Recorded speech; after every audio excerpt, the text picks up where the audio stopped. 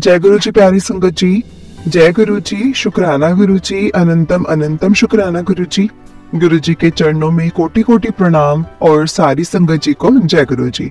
तो चलिए संगत जी, आज का सत्संग हम शुरू करते हैं। आंटी जी कहते हैं, जय गुरु जी, शुक्राना गुरु जी, अनंतम अनंतम शुक्राना मेरे गुरु जी का। आपने हमें अपनी चरण शरण का वर दिया। हम अहमद सौभाग्यशाली हैं जो आपने हमें चुना है।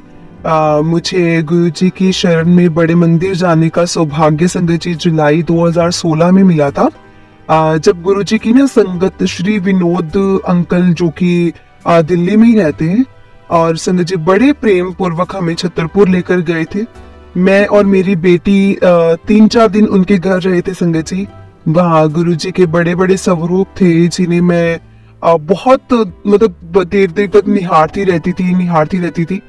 परंतु ये नहीं पता था कि वो स्वयं एक परमात्मा है, भगवान है। मुझे तो यही मालूम था कि हम गुरु परंपरा को नहीं मानते, ना ही हमारे घर में कोई मानेगा, क्योंकि हम तो संगत जी बचपन से श्री कृष्ण जी को ही मानते हैं, उनको ही सब कुछ मानते हैं, वही हमारे भगवान है। और श्री कृष्ण वंदे जगत गुरु ही हमें मालूम था संगत जी, और भगवान से सीधा ही जुड़ाव अनुभव करते रहे। हालांकि हमें ना समय समय पर आभास होता था कि गुरु जी के बिना गति नहीं है, लेकिन हम श्री कृष्ण जी को ही संगत जी जगत गुरु मानकर चलते रहे। ऐसा कभी सोचा ही नहीं कि हम भी कभी किसी गुरु जी को मानेंगे या गुरु को मानेंगे संगत जी, कभी नहीं सोचा। आज जब सोचती हूँ तो पता चलता है कि स्वयं एक भगवान ने साक्षात हमें 2016 में ही अपने दरबार पे बुलाया था। लेकिन हम अनजान थे, हम अनजान रहे उस चीज से।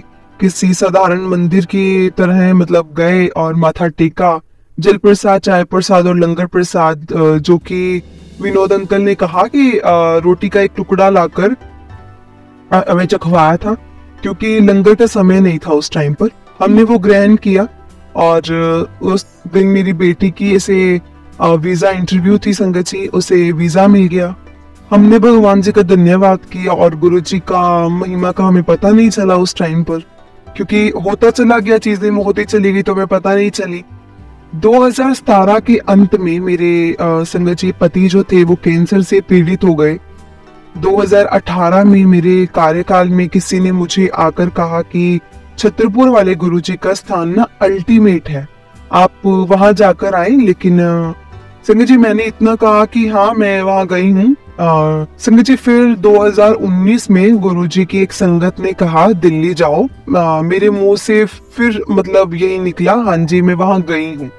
लेकिन तब तक मुझे जल प्रसाद, चाय प्रसाद या लंगर प्रसाद की संगत जी महिमा पता ही नहीं थी, मुझे कुछ पता ही नहीं था उसके बारे में। कोरोना आ गया और हम बड़े मंदिर जा नहीं पाए। मुझे आज तक भी कभी ऐसा लगा ही नहीं था कि भगवान हमारे साथ नहीं है।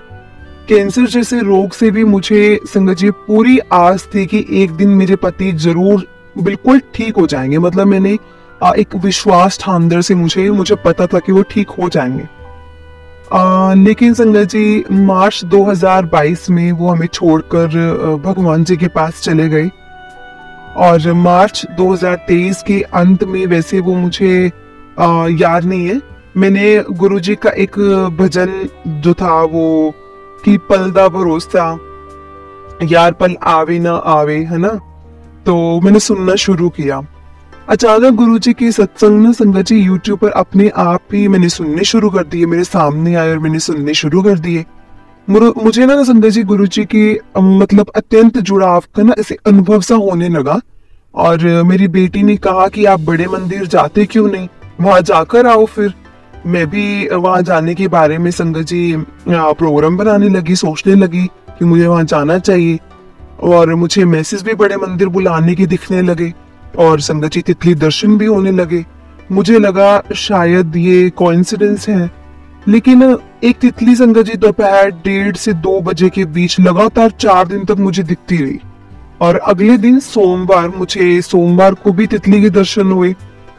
और मैंने सोचा कि ये गुरु जी का संदेश है। संगत जी जब मुझे सोमवार को भी तितली के दर्शन हुए तो जब सोमवार को सिर्फ 2-4 सेकंड के लिए एक पौधा जो शिव शांति के नाम से हमने घर पर लगाया हुआ था ना, उस पर तितली के दर्शन हुए थे। तो मैं बहुत खुश हुई, बहुत ज्यादा खुश हुई, और मुझे ऐसा लगने लगा कि ना किस समय मैं बड़े मंदिर पहुंच जाऊं। मैंने अपने घर परिवार में भी गुरुजी के सत्संग सुनाने मैंने घर परिवार को भी शुरू कर दिए थे, और अपने ऑफिस में भी एक कलीग को मैंने वहां जाने को कहा। और समझ जी, अप्रैल 2023 में मुझे यूट्यूब पर मैसेज दिखाई दिया कि ये गुरुजी का भजन सुनो, आपको 2 मिनट में खुशखबरी मिलेगी। मैंने ज्यादा ध्यान नहीं दिया संगत जी इस बात पर। अगले दिन फिर वही मैसेज दिखा, तो अपने आप ही चल पड़ा। उसके बाद वो मैंने सोचा चलो कोई खुशखबरी मिलेगी, अच्छी बात है, अगर चल पड़ा तो कुछ खबरी हासिल हो जाएगी। संगत जी, अभी भजन चलते हुए 20-25 सेकंड हुए थे, मेरी बहन का फोन आता है कि दीदी दिल्ली वाले बड़े मंदिर चले शनिवार को। मैं एकदम से हैरान रह गई संगत जी, क्योंकि उस समय की मेरी मानसिक स्थिति जो कि बड़े मंदिर जाने को ऐसे विचलित थी, और उसके अनुसार ये सबसे बड़ी खुशखबरी थी संगत जी, मेरे लिए बहुत बड़ी खुशखबरी कि मुझे किसी ने आगे से चलकर पूछा है कि हम बड़े मंदिर चले। और संगत जी, मेरी बहन को वहां चलने के लिए मैंने कुछ दिन पहले ही कहा था। इतनी ज्यादा खुशी का आभास हुआ मुझे पिछले कुछ वर्षों में शायद ही कभी हुआ हो। संगत जी, आखिर में गुरुजी ने मुझे 13 मई 2023 को अपने दरबार पर बुला ही लिया। गुरुजी की कृपा का अत्यंत विलक्षण स्वरूप देखने को मिला संगत जी, और मुझे लगा कि उनके साथ साथ हम भी धन्य हो गए हैं। मेरी दूसरी बहन को भी अपने मतलब मन में ऐसे चल रहे प्रश्न का उत्तर मतलब संगत जी वहीं बड़े मंदिर में खड़े खड़े मिल गया। बड़े मंदिर के अंदर बैठे हुए तो संगत जी गुरुजी को आप ऐसे गुरुजी के संजीव स्वरूपों को निहारती रह गई मैं तो, और आंखें बंद करके बैठने की बजाय संगत जी उस मनोहारी दृश्य को अपनी स्मृतियों में खोजने लगी मैं। और जब सुबह हम मंदिर के लिए निकले थे तो मैं गुरुजी के भजन मेहरा वाले साइयां रखी चरना दे कोल संगत जी सुनते सुनते गई थी, और मेरे भीतर भी यही भजन चल रहा था। जैसे ही हम शटल सेवा लेते हुए कार में बैठे, और तो सेवादार अंकल ने कुछ भजनों से सिलेक्ट करके यही भजन चलाया, और जैसे ही हम कार में बैठे तो संगत जी मुझे नहीं मालूम कि गुरुजी ने मुझे लगभग 7 वर्ष पहले, क्योंकि अपने से नहीं जोड़ा संगत जी, 7 वर्ष क्यों अपने से नहीं जोड़ा, क्यों मैं अपने पति के साथ वहां दर्शन के लिए नहीं आई, और क्यों नहीं जा सकी मैं। संगत जी, जब संगत के सत्संग सुनती हो तो समय ऐसे समझ में आता है कि उन्होंने 2016 में ही बुलाकर हमें ब्लेस कर दिया था। बाकी शायद हमें अपने कर्मों के अनुसार संगत जी भुगतना ही था, तो वो भुगतना ही पड़ता है। आज लगभग 7 साल हो चुके हैं। 7 साल के बाद जब मुझे होश आया, ऐसा लगता है कि मानो गुरुजी के बिना हमारा कोई था ही नहीं, कोई है ही नहीं। संगत जी, गुरुजी का भक्त वत्सल है, इसलिए उन्होंने कृपा करके हमें 6 अगस्त 2023 को फिर बड़े मंदिर बुलाया और अपनी ब्लेसिंग्स देने के लिए संगत जी हमें ब्लेसिंग्स मिली। जबकि उस दिन हमारी डुगरी मंदिर जाने की तैयारी थी। उनकी महिमा वही जानते हैं संगत जी। हमें कुछ नहीं पता होता गुरुजी ने क्या सोचा है और क्या नहीं सोचा। गुरुजी की कृपा से इस सावन माह में मुझे शिव पुराण पढ़ने का भी सौभाग्य मिला, और इसका एक एक शब्द मैंने प्रेम पूर्वक पढ़ा है। और हर समय संगत जी शिव जी की जगह मुझे गुरुजी का ही अनुभव हुआ है। और मेरे बच्चों, मेरी छोटी बहन, जीजा जी और उनके बच्चों का तो मतलब हो गया है। और जैसे हर समय बड़े मंदिर ही जाते रहे और सत्संग सुनते सुनते रहे, और जीजा जी उनकी बेटी और मेरी बेटी को गुरुजी की मतलब सुगंध का भी काफी बार अनुभव हुआ है। मुझे तो गुरुजी के तितली स्वरूप में ही दर्शन देते हैं संगत जी। मुझे तो जब भी कुछ ऐसा होता है तो मुझे गुरुजी के तितली रूप में ही दर्शन होते हैं। और जब भी मैं याद करूं, छोटे छोटे बहुत से सत्संग हैं गुरुजी के मोरपंख रूप में मेरे घर आए, और गुरुजी ने मुझे अपने स्वरूप भी ब्लेस किए हैं संगत जी, चरण स्वरूप भी ब्लेस किए हैं।